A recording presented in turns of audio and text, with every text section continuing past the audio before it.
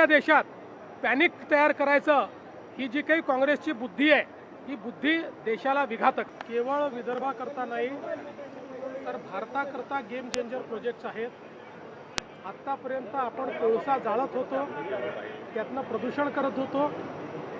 अनेक वर्षापासून आपल्या देशात चर्चा चालली होती कोल गॅसिफिकेशनची, की ज्याच्यामुळे प्रदूषण होत नाही आणि ज्यातनं वेगवेगळे डिरायव्हेटिव्ह तयार होतात. आज त्याचे 7 प्रकल्प एकूण देशामध्ये भारत सरकारने मंजूर केले आहेत. या 7 पैकी 4 प्रकल्प हे आपल्या विदर्भात मंजूर झाले आहेत. त्यातल्या 2 प्रकल्पांचं भूमिपूजन आपण आज या ठिकाणी केलेलं आहे. विशेषतः न्यूएरा क्लीनटेक हा जो प्रोजेक्ट आहे त्या ठिकाणी कोल गॅसिफिकेशनपासनं जे काही आवश्यक केमिकल्स आहेत किंवा कार्बन कॅप्चरिंग आहे हे केलं जाणार आहे. युरियासारखा जो आपल्याला इम्पोर्ट करावा लागतो असा घटक तयार होणार आहे, गॅस तयार होणार आहे.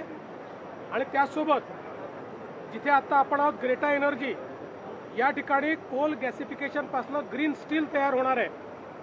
जगाच्या अनेक देशांमध्ये केवळ प्रदूषण न करणाऱ्या प्रक्रियेतनं तयार झालेलं स्टील विकत घेतात, त्याला ग्रीन स्टील म्हणतात.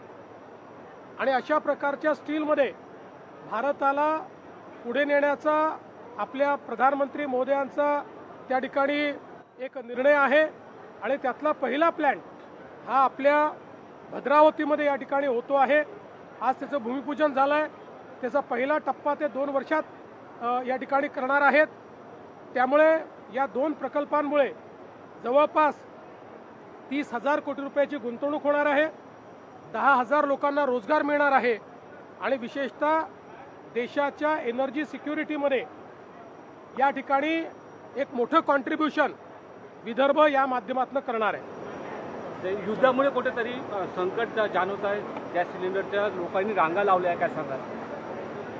असं आहे की काही पक्ष आणि विशेषतः काँग्रेस पक्ष जाणीवपूर्वक लोकांमध्ये भीती तयार करून त्यांनी रांगा लावाव्या असा प्रयत्न करतोय.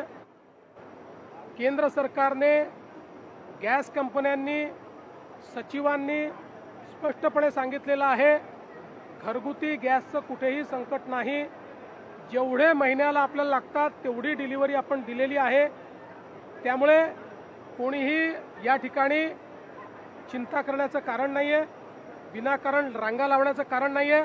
ऑनलाईन बुकिंग होतं आहे, लोकांना वेळेत गॅस मिळण्याकरता पूर्ण गॅस आपल्याकडे उपलब्ध आहे.